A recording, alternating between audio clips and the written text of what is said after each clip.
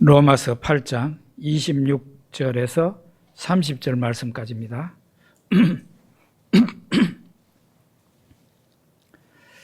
같이 읽어보겠습니다. 이와 같이 성령도 우리의 연약함을 도우시나니 우리는 마땅히 기도할 바를 알지 못하나 오직 성령이 말할 수 없는 탄식으로 우리를 위하여 친히 간구하시느니라. 마음을 살피시는 이가 성령의 생각을 아시나니 이는 성령이 하나님의 뜻대로 성도를 위하여 간구하심이니라. 우리가 알거니와 하나님을 사랑하는 자 곧 그의 뜻대로 부르심을 입은 자들에게는 모든 것이 합력하여 선을 이루느니라. 하나님이 미리 아신 자들을 또한 그 아들의 형상을 본받게 하기 위하여 미리 정하셨으니 이는 그로 많은 형제 중에서 맏아들이 되게 하려 하심이니라.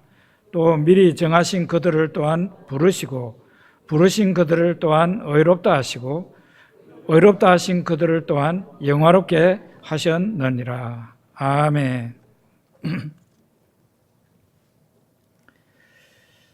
포항에서 가까운 어느 면 소재지에 김영수 목사님이라는 분이 목회를 하셨습니다. 이 목사님이 한 번은 새벽 기도를 마치고 집으로 돌아오니까 사택 앞에 고추장 단지하고 소고기하고 마늘이 수북이 쌓여 있었다 합니다.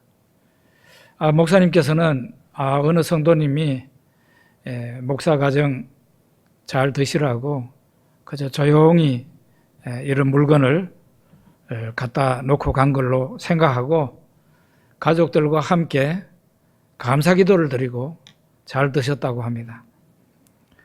그런데 여집사님 한 분이 면장 부인과 함께 목사님 집에 들렀는데 거기에 목사님 집에 이웃집 단지가 목사님 집에 있는 것을 발견하게 되었습니다. 목사님은 그만 도둑으로 몰리게 됐어요. 이렇게 되니까 신자나 불신자나 다 목사님을 존경했던 사람들이 다 그냥 대실망을 하게 되고 목사님 교회를 떠나라고 그렇게 들고 일어나게 됐대요. 실화입니다, 실화. 목사님은 할 수 없이 자녀가 9명이나 되는데 이 9명이나 되는 자녀를 데리고 교회를 떠나게 되었다고 합니다. 그런데 목사님이 이제 이사하려고 하는 그런 순간 찰나인데 한 여인이 나타나서 내가 한 짓입니다 하면서 울면서 실토를 했다고 합니다. 그 여인은 이제 말하자면 귀신이 들려서 동네를 그냥 쏘다니는 그런 여인이었는데 그때 정신이 제대로 돌아와가지고 자기가 한 짓을 사람들 앞에 말을 하게 된 거죠. 이렇게 하니까 상황이 완전히 달라지게 되었다고 합니다. 면장하고 면장 부인이 목사님을 찾아와가지고 미안하다고 사과를 하고 또 많은 교회 성도들과 많은 불신자들도 찾아와가지고 미안하다고 사과를 하고 하는 그런 일이 생겼다 합니다. 그러면서 교회에 새로이 예수 믿는 사람들이 늘어나고 교회가 새 예배당을 지을 정도가 되었다 하는 그런 이야기를 들었습니다. 근래에 생긴 이야기는 아니고 한 3, 40년 전에 있었던 일입니다. 하나님을 사랑하는 자, 곧 그의 뜻대로 부르심을 입은 자들에게는 모든 것이 합력하여 선을 이룬다 하는 말씀입니다. 이 예화가 좋은 예화가 되겠죠. 사실은 하나님을 사랑하는 자, 곧 그의 뜻대로 부르심을 입은 자들에게는 모든 것이 합력하여 선을 이룬다는 것은 아까도 좋은 예지만 그 예 이상의 놀라운 하나님의 은혜의 역사가 있다는 것을 오늘은 좀 살펴보려고 합니다. 26절과 27절, 26절, 27절 같이 읽어봅시다. 이와 같이 성령도 우리 연약함을 도우시나니 우리는 마땅히 기도할 바를 알지 못하나 오직 성령이 말할 수 없는 탄식으로 우리를 위하여 친히 간구하시느니라. 마음을 살피시는 이가 성령의 생각을 아시나니 이는 성령이 하나님의 뜻대로 성도를 위하여 간구하심이니라. 아멘. 제가 초신자 시절 이야기입니다. 차를 탈 때나 비행기를 탈 때나 반드시 기도를 했습니다. 그때는 제가 차를 몬 게 아니고 버스를 탈 수도 있고 남의 차를 얻어 탈 수도 있고 탈 때마다 자동 기계와 같이 기도를 했습니다. 비행기를 탈 때는 더 열심히 기도를 했습니다. 꼭 기도를 했습니다. 사고가 나지 않게 해달라고 기도를 했습니다. 이런 기도를 왜 하게 됐는가 하면은 저보다 앞서서 믿는 사람들이 다 그런 기도를 하더라고요. 그래서 저도 의뢰이 그렇게 해야 되는 줄 알고 사고 나지 않게 해주십시오 이렇게 기도를 했습니다. 그런데 이런 기도를 하다가 어느 날 생각해 보니까 정말 내가 믿음이 너무 없구나 그런 생각을 거꾸로 하게 됐어요. 왜? 하나님이 나를 지켜주시고 보호하시는데 내가 탄 차가 사고 날까 봐 걱정하고 내가 올라탄 비행기가 땅에 떨어질까 봐 걱정하고 이거는 너무 믿음이 없는 것이다. 그런 생각을 하게 되었습니다. 그때부터는 제가 그런 사고 나지 않게 해달라고 하는 식의 그런 기도를 하지 않게 됐어요. 기도를 하더라도 주여 이 시간 내가 장거리 여행을 하는데 피곤치 않게 해주십시오. 하나님 은혜 감사하면서 기도하면서 가는 시간이 되게 해주십시오. 이러면서 감사하는 기도를 드리게 되었습니다. 사실은 그러다가 어떤 때는 차를 몰 때 마음이 심히 불편할 때가 있습니다. 내가 어디를 갔다 오는데 사고가 날 것 같은 그런 느낌이 올 때가 있습니다. 비행기를 타는데 비행기가 잘 가다가 공중에서 떨어질까 봐 걱정이 될 때도 있습니다. 그런 염려스러운 마음이 생길 때는 반드시 기도를 합니다. 사고 나지 않게 해달라고 기도합니다. 왜 그런가 하면은 100% 성령의 역사라고 말을 하기는 어렵지만 이런 경우에 성령께서 내가 당할 일을 미리 아시고 나에게 미리 기도하게 하시는 것일 수도 있기 때문에 저는 제 속에서 생기는 저의 생각과 저의 감정을 중요하게 생각을 하고 살핍니다.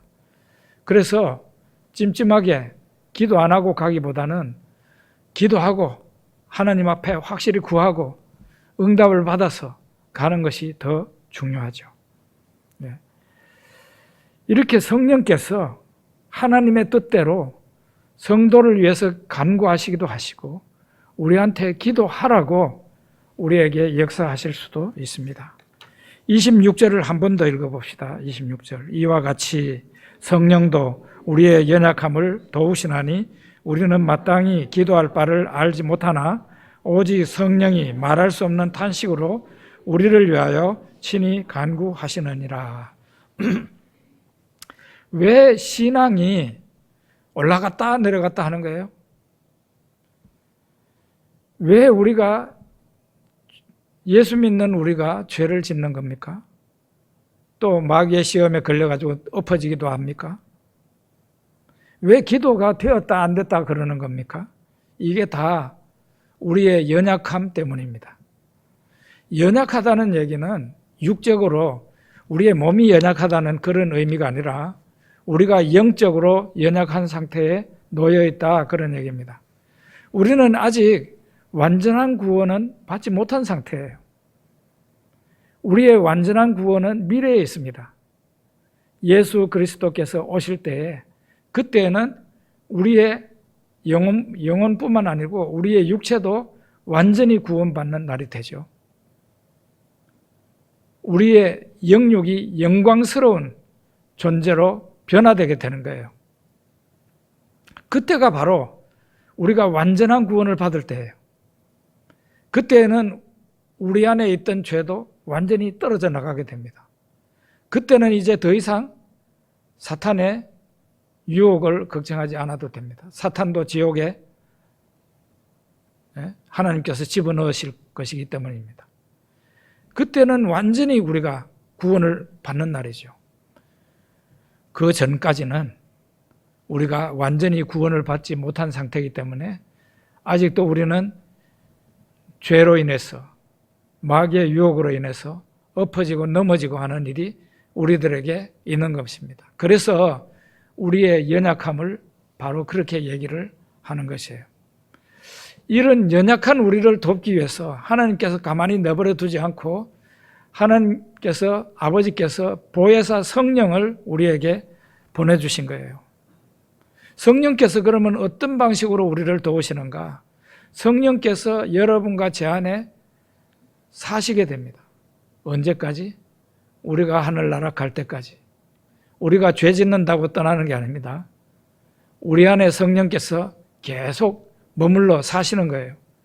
그리고 우리에게 거듭나게 하시고 우리를 날마다 새로운 삶으로, 새로운 인격으로 변화가 되게 하시고 여기에 주제처럼 우리에게 기도할 힘을 주시고 우리에게 기도할 힘을 주실 뿐만 아니라 우리를 위해서, 연약한 우리를 위해서 말할 수 없는 탄식으로 우리를 위해서 친히 간구하기도 하십니다. 성령께서 우리의 기도를 인도하시기도 하시고 우리를 위해서 친히 간구하기도 하시는 거예요. 우리 성도님들이나 신자들 가운데는 기도에 대해서 지나치게 염려하는 분들이 있습니다. 혹시 누가 나한테 기도를 시키지 않을까? 목사님이 나한테 기도를 시키지 않을까? 염려하는 분들이 있습니다. 저는 그런 것을 잘 알기 때문에 제가 갑자기 기도를 시키는 경우는 잘 없습니다. 혹간가다 있을 수 있겠죠. 그렇지만은 제가 그러지 않기를 원칙적으로 생각하고 있는 사람이에요. 미리 적어도 1시간 전이라도 얘기를 해줘서 마음의 준비를 하고 속으로 기도 준비를 할 수 있도록 그렇게 하죠. 기도에 대해서 지나치게 염려하는 것은 그게 사실은 좋은 게 아닙니다. 아마 이런 분들은 나중에 챗GPT나 AI의 도움을 받아가지고 기도문을 작성하고 싶은 그런 유혹을 받을 수 있어요. 모범 답안이 나오겠죠. 챗GPT 놀랍습니다. 제가 말씀드렸는지 몰라도 한 3년 전인데 우리 노회 목사님 한 분이, 선배 목사님 한 분이 부활절에 챗GPT한테 명령을 해서 예수님 부활절이 되었으니 멋있는 부활절 시 하나 해줘봐라 하고 명령을 했대요. 그래가지고 그 AI가 말하자면은 지어준 그 시를 우리 노회 목사 단톡방에 올렸습니다. 제가 읽어보니까요, 이야, 진짜 예수님의 부활에 대해서 되게 신앙이 좋은 사람이 그 지어낸 시 같아요. 정말 놀랐습니다. 그렇게 될 수 있단 말이에요. 그러니까 교회에서 내가 대표 기도해야 되는데 기도가 잘 떠오르지 않고 이럴 때 이런 유혹을 받을 수 있죠. 목회자들은 설교 구상이 잘 안 될 때 AI의 도움을 받아서 설교를 하고 싶은 유혹이 생길 것이고 아마도 지금 그러고 있는 사람들이 있을 거예요. 저는 남의 다른 목사님 설교를 베껴서 하는 분들은 충분히 AI의 도움을 받을 수 있을 만큼 얼굴이 두껍다고 생각을 해요. 그거는 말도 안 되는 거죠. 그거는 어떤 경우인가 하면은 아론의 두 아들 나답과 아비후가 하나님 앞에 분향을 하는데, 원래 이 분향할 때 그 불은 번제단에 있는 그 불을 가져다가 분향을 해야 돼요. 그런데 이 두 사람이, 나답과 아비후가 다른 불을 가져다가 그 향로에 불을 붙였습니다. 그러자 하나님 앞에서 불이 확 나와가지고 이 두 사람을 태워 죽여버렸어요. 기도를 못하고 잘하고가 어디 있습니까? 에? 여러분, 말하는데 어른의 청산유수 같은 말이 있습니다. 이제 세상에 태어나가지고 한 1년 정도 돼가지고 이제 말을 배우는 아가들이 있습니다. 누구의 말이 더 아름다운 겁니까? 아가의 말은 엄마, 아빠도 발음이 이제 겨우 되고 있고 문장 구성이 제대로 안 되잖아요. 우리는 그 아기들의 그 말을 못한다고 생각하지 않습니다. 어른의 청산유수 같은 그 참기름 바른 듯한 그 말을 잘한다고 그렇게 생각하지 않습니다. 말은 못하고 잘하고가 없는 것처럼 기도 역시 성도의 모든 기도는 아름다운 것이지 잘하고 못하고가 없어요. 여러분, 그래서 절대로 사람을 의식하고 기도하지 마세요. 절대로. 그러는 순간 그게 죄입니다. 사람을 의식하지 말아요. 오직 하나님을 의식하고 기도하면 됩니다. 제가 경험을 해보니까요, 기도를 청산유수 같이 정말 잘하는 사람들이 누군가 하면은 시골교회 권사님들입니다. 시골교회는요, 저도 신앙이 어릴 때 경험해 봤습니다만, 시골교회는 목사님들이 새벽 기도할 때 대표 기도 시켜요. 새벽 기도할 때. 대표 기도를 시킵니다. 그런데 내일 새벽 기도 시간에 기도해 주세요, 이런 거 없어요. 그냥 목사님이 예배 인도하시다가 이렇게 살펴보고 누구한테 기도하라고 그래요. 그러면 기도해야 됩니다. 목사님, 나 기도 못해요, 이런 소리 못합니다. 그런데요, 기도 잘합니다. 기도 잘해요. 야, 어떻게 저렇게 기도할 수 있지 할 정도로 해야 될 기도의 제목을 또박또박 잘 기도하십니다. 그런데 제가 기도하는 거 듣고 대실망한 기도가 있었는데요. 그게 뭔가 하면은 신학대학에 입학해서 신학교 교수님들이 예배 인도를 하거든요. 그분들이 하는 기도 소리를 듣고 처음에는 대실망을 했어요. 여러분도 한번 어떻게 기도하는지 궁금하시면 신학대학이나 신학원에 가서 보통 평일날 화요일부터 금요일날까지 오전 11시 정도 가면은 예배가 되거든요. 딱 1시간 동안 예배가 있고 그 다음에 식사하러 가거든요. 그래서 가볼 수 있어요. 신학교 교수님들이 기도를 하는데 너무 기도를 더듬거리는 거예요. 그리고 기도를 너무 천천히 하는 거예요. 그래서 처음에 제가 판단하기로는, 야, 기도를 되게도 못하는구나. 시골교회 권사님보다도 못하네. 그런 생각을 속으로 했죠. 판단한 거죠. 그런데 제가 신학생 시절을 쭉 이렇게 거치면서 2년, 3년 지나가고 이렇게 하면서 그 교수님들의 신앙을 알게 되고 그 교수님들이 하는 기도 생활도 알게 되고 다 알게 되었어요. 그 교수님들 제가 듣기에는 처음에 더듬거리는 것 같았고 엄청 천천히 기도하는 것 같았고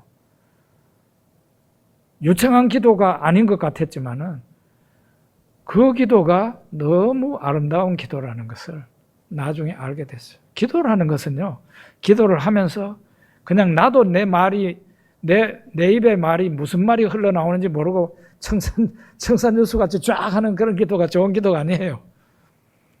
그러니까 내가 기도하는 내용을 내가 알아야 돼요. 내가 기도하면서 또박또박 이렇게 기도하면은 내 귀가 듣고 내가 무슨 말을 하고 있는지 알아요. 그렇게 천천히 기도하면 되는 거예요. 그리고 어떤 목사님은 기도하기라는 굉장히 두꺼운 책을 썼었던데요. 기도하는 방법이라든지 뭐 이런 걸 이제 기도하는 내용이라든지 이렇게 해야 된다는 게 있는데, 제가 알고 있는 기도학은 그냥 기도하면 되는 겁니다. 그냥 기도하면 돼요. 목사님 어떻게 하면 기도를 잘합니까? 그냥 기도하면 돼요.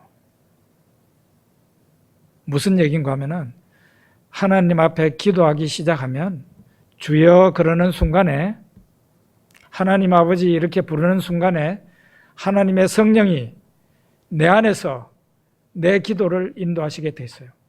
그냥 여러분 그렇게 주여 하면서 떠오르는 생각부터, 처음에 뭐가 떠오릅니까? 그거부터 기도를 시작하면 돼요. 그러면서 차근차근 이렇게 생각이 나는 대로 기도를 엮어가면 돼요. 그게 바로 좋은 기도입니다. 성령께서 인도하시는 기도예요. 이와 같이 하나님의 성령이 내 안에 계셔서 내 기도를 인도하시는 거죠. 나에게 때로는 기도할 힘을 주시고, 또 나에게 기도할 내용을 나에게 미리 알려주시고, 또 상당히 많은 경우에 성령께서 친히 나를 위해 탄식하시며 기도하시는 거예요. 여러분과 제가 어려운 일을 만나서 힘들어할 때 내 안에 계시는 하나님의 영이 그걸 아시고 탄식하시며 기도하시는 거예요. 믿으시기 바랍니다. 그런데 어떤 경우는 정반대예요. 나는 내가 하는 일이 잘 되고 있어요. 모든 일들이 내한테 지금 모든 일들이 룰루랄라야. 예? 앞을 봐도 감사, 뒤를 봐도 감사해요. 그런데 내가 부여해서 모든 일들이 다 잘 되고 감사한 일들이 넘친다 할지라도 하나님이 내 안에 계시는 하나님이 보실 때는 탄식할 만한 상황이 나에게 벌어져 있는 경우도 있습니다. 대표적인 예가 바로 라오디게아 교회 그 상황이에요.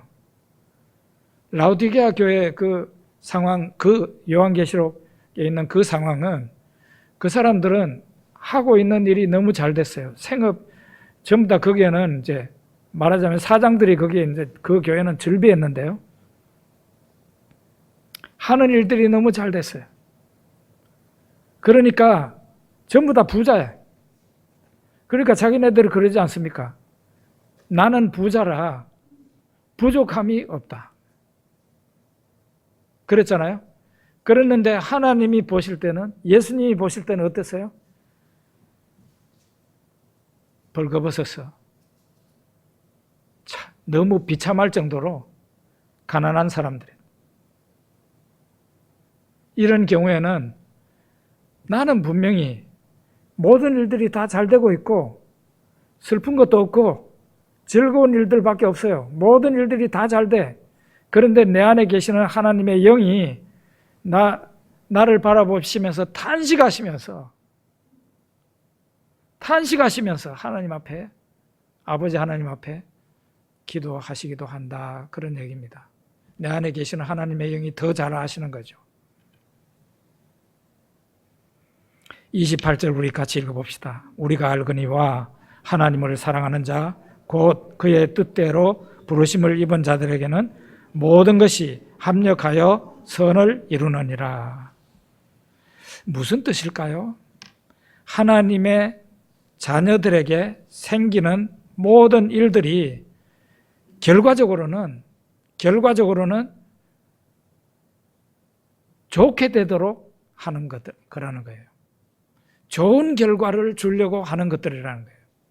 여러분과 저에게 발생하는, 물론 기쁜 일도 있고 슬픈 일도 있고 억울한 일도 있고 고통스러운 일도 있고 온갖 게 다 있겠죠. 여러분과 저에게.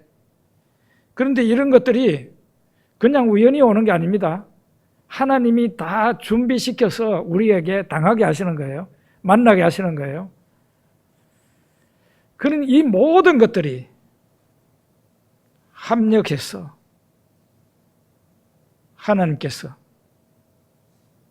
여러분과 저로 하여금 좋은 결말, 좋은 결과를 거두게 하신다. 그런 얘기입니다.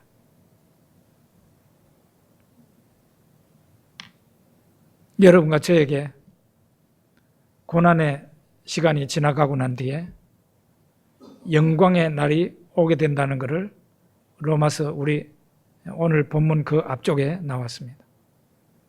현재 우리가 받는 고난은 장차 우리에게 이르는 그 영광에 비하면은 비할 바가 못 된다. 그렇죠? 우리 장차 여러분과 저에게 오는 그 영광에 비하면 현재 고난이라는 것은 아무것도 아니다는 거죠. 그런데 여러분 생각해 보십시오. 하나님 자녀들에게 오는 그 영광의 날, 그 영광의 날에 여러분과 제가 주인공이 되어야 되지 않겠습니까? 맞죠? 영광의 날에 주인공이 되어야 되잖아요. 내가 거기에서 빠지면 안 되잖아요. 하나님 아버지께서는, 성령께서는 여러분과 저로 하여금 저 영광의 날에 주인공이 될 수 있게끔 한치의 착오도 없이 영광받는 사람들이 될 수 있게끔 지금 현재 여러분과 저에게 역사하고 계신다는 거예요. 때로는 어려운 일도 내한테 주시고, 때로는 물론 좋은 일도 주시고, 격려도 하시지만 책망도 하시고, 또 성령께서 나를 위해서 친히 간구하시기도 하시고, 이렇게 하시면서 온갖 사건과 성령의 역사를 다 합해서 여러분과 제가 영광의 날에 그 영광스러운 사람들 가운데 여러분과 제가 있을 수 있게끔 역사하신다는 거예요. 그래서 하나님께서는 여러분과 제가 영광의 주인공이 될 수 있도록 온갖 수단과 방법을 다 동원해서 여러분과 저를 인도하고 훈련시키고 가르치고 이끌고 계신다. 이게 바로 하나님의 열심이에요. 하나님께서 여러분과 제 안에서 착한 일을 시작하셨어요.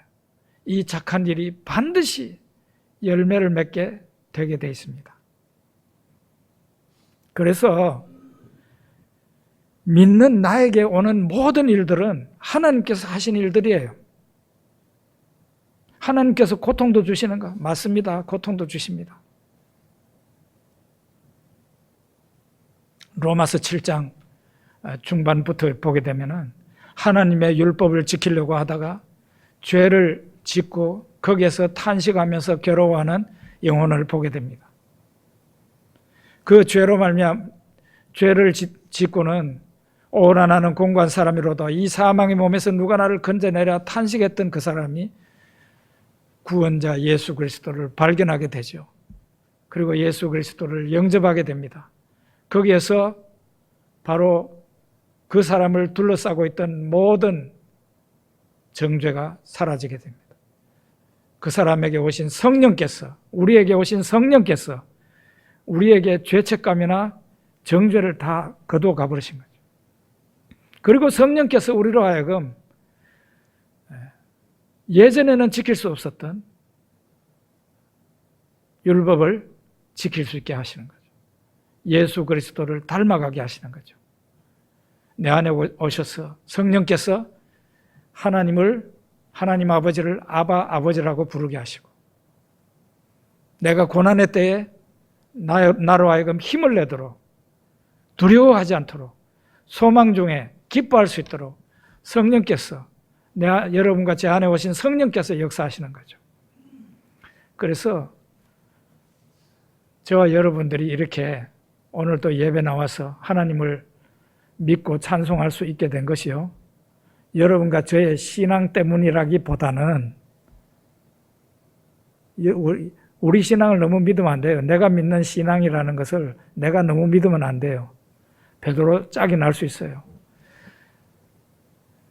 내 믿음 때문에 내가 여기에 서 있는 게 아니고 하나님의 영이, 하나님이 나의 마음 가운데 주신 하나님의 성령이 나를 붙들고 계시기 때문에 내가 주님이 없다고 배반하지 않고 내가 실족하지 않고 이렇게 하나님 앞에 서 있는 거예요. 단 하루라도 하나님이 우리에게 손을 떼시거나 하나님의 영이 역사하시지 않고 멀리 계시면 우리는 미친 짓을 할 수 있습니다. 단 하루밖에 안 됐는데 하나님을 모른다 하고 하나님을 떠날 수 있어요. 그 정도로 우리가 연약한 사람들이에요. 성령께서 여러분과 제 안에 오신 것은 바로 모든 것이 합력하여 좋은 결과를 주시려고 하시는 하나님의 은혜 가운데 하나라는 것이에요. 영광의 날에 예수 그리스도께서 이 세상에 임하실 때 영광의 모습으로 오실 때 그 예수님만 영광스러운 모습으로 오시는 게 아니라 예수님이 대동하고 오시는 수많은 영광스러운 하나님의 자녀들이 구름대같이 구름같이 함께 오는 거예요. 물론 천군 천사들도 있습니다. 그 영광스러운 하나님의 자녀들 가운데 여러분과 제가 있어야 될 거 아닙니까? 그때에 여러분과 제가 틀림없이 있도록 하기 위해서 모든 것이 합력하여 선을 이루도록 하나님께서 역사하고 계신다는 거죠. 29절 30절 한번 보겠습니다. 29절 30절 하나님이 미리 아신 자들을 또한 그 아들의 형상을 본받게 하기 위하여 미리 정하셨으니 이는 그로 많은 형제 중에서 맏아들이 되게 하려 하심이니라. 또 미리 정하신 그들을 또한 부르시고 부르신 그들을 또한 의롭다 하시고 의롭다 하신 그들을 또한 영화롭게 하셨느니라. 이 말씀을 좀 쉽게 풀이하자면은 구원받은 하나님 앞에 구원받아서 하나님을 아빠라 아버지라 부르는 이것이 그냥 우연히 생긴 게 아니고 이 세상이 생기기 전 하나님이 창조하시기 전 모든 만물을 창조하시기 이전에 여러분과 저를 미리 정하셨다는 거예요. 미리. 성경은 그렇게 말을 하고 있어요. 우리가 잘나서 예수를 믿은 게 아니고 하나님이 창세 전에 미리 여러분과 저를 정하셨기 때문에 때가 되어서 이 세상에 태어나게 됐고 때가 되어서 하나님이 여러분과 저를 부르신 거예요. 부르신 거예요. 너는 내 자녀다. 응? 세상 길에서 헤매지 말아라. 그렇게 하신 거예요. 여러분 처음 교회 나왔을 때를 기억하십니까? 그 처음에 교회를 나오시는 분들이 상당수가 어떤 고백을 하는 거면 무슨 이유인지는 모르겠는데 눈물이 비오듯 쏟아졌다. 그런 말 하죠. 목사님들도 그런 말하고 성도님들도 그런 말. 저는 그 감정을 합니다. 무슨 이유인지는 모르는데 눈물이 비오듯 쏟아졌다. 그런 얘기를 하거든요. 그거는 제가 정답을 합니다. 이유를 모르는 게 아니고 세상길에 헤매다가 하나님 아버지 앞에 이제 돌아왔습니다. 그거 아닙니까? 그겁니다. 바로 이렇게 하나님이 부르시니까 우리가 하나님 앞에 돌아오게 된 것입니다. 부르신 그들을 또한 의롭다 하시고 우리에게 있는 모든 정죄나 이런 것을 다 예수 그리스도 안에서 갚아버리십니다. 그리고 우리를 남아있는 게 있는데 영화롭게 하셨는 하나님께서 우리를 영광스럽게 하실 날은 장차 장래에 우리에게 오고 있는 일입니다. 이렇게 하나님께서 우리를 부르시고 의롭다 하시고 영화롭게 하시는데 왜 하나님께서 우리를 부르시는가? 하나님이 우리를 부르신 목적이 뭔가? 하나님이 우리를 구원하시는 목적이 뭔가? 여기에 말하고 있는데요. 하나님의 아들의 형상을 본받게 하시려고 우리를 부르셨다. 무슨 뜻입니까? 예수 그리스도의 모습을 닮게 하시려고, 본받게 하시려고 여러분과 저를 부르신 거예요. 이제 아시겠습니까? 여러분과 저를 부르신 목적이 우리를 천국 가게 하려고, 뭐 그게 틀렸다기보다는 성경은 분명히 그렇게 말을 하지 않고 우리를 하나님 자녀로 삼으시고 예수 그리스도의 그 인격과 은행을 본받게 하시려고 우리를 부르셨다는 거예요. 그래서 우리는 천국 안 가고 지금 이 세상에서 살고 있는 거예요. 천국 가는 게 목표라면은 하나님이 막 속히 불러 올려야 되겠죠. 천국 문이 비좁도록 들어가겠죠. 그런 일은 일어나지 않습니다. 왜 하나님께서 여러분과 저에게 이 세상에서 오래 살게 하시면서 이 세상에서 있게 하시는가? 예수 그리스도의 형상을 본받게 하기 위해서 여러분과 저를 이 세상에 지금 남겨놓고 있는 거예요. 그렇다면 우리가 1년, 2년 전보다 지금 현재 우리가 예수님을 좀 더 많이 닮아 있어야 됩니다. 1, 2년은 너무 짧다고요?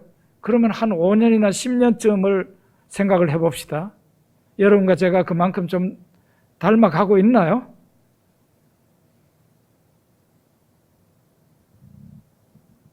우리 한국교회는 바로 이런 부분에 있어서 조금 실패했어요. 예수님을 닮아가려고 하는 이 노력을 우리 한국교회 목회자들도 성도들도 좀 소홀히 했어요. 그럼 무엇을 중시했을까요? 전도하고 봉사하는 것은 강조를 엄청 했는데 예수님을 닮아가도록 하는 데 있어서는 너무 신경을 안 썼다는 거죠. 그러다가 보니까 내가 내 자신을 봐도 실망하는 거예요. 교회 다니는 게 이거밖에 안 되나 하는 거죠. 그런데 하나님의 뜻은 뭡니까?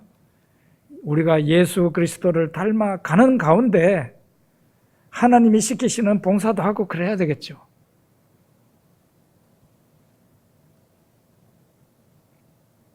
우리는 사람들을 대하는 게 좀 많이 달라져야 됩니다. 한 1년 전까지만 해도 나한테 화나게 하는 사람이 있습니다. 그러면 어김없이 화를 내고 그 사람하고 한판 붙었어요. 그런데 시간이 지나면서 그 사람이 변하는 게 아니라 내가 변화가 되기 때문에 똑같은 일이 발생해도 이제는 대응이 달라지게 되는 거예요. 예수님처럼 말하고 예수님처럼 생각하는 사람으로 점점 바뀌어질 수 있어야 됩니다. 그런데요, 이 세상에 있을 동안에 완전히 예수화되지는 못합니다. 완전히 100% 완전히 예수화되지는 못해. 그렇기 때문에 뭐가 있습니까? 저 영광의 날이 있는 겁니다. 저 영광의 날에 그때는 하나님의 능력에 의해서 여러분과 제가 육체까지도 완전히 영광스러운 모습으로 바뀌어지게 됩니다. 그 영광에 도달하는 날 우리에게서는 모든 죄가 다 떨어져 나가고 이제는 더 이상 마귀에게 시험받을 일도 없고 누구와 싸울 일도 없고 오직 하나님의 영광을 찬송할 일만 우리들에게 남게 되는 거예요. 기도하겠습니다.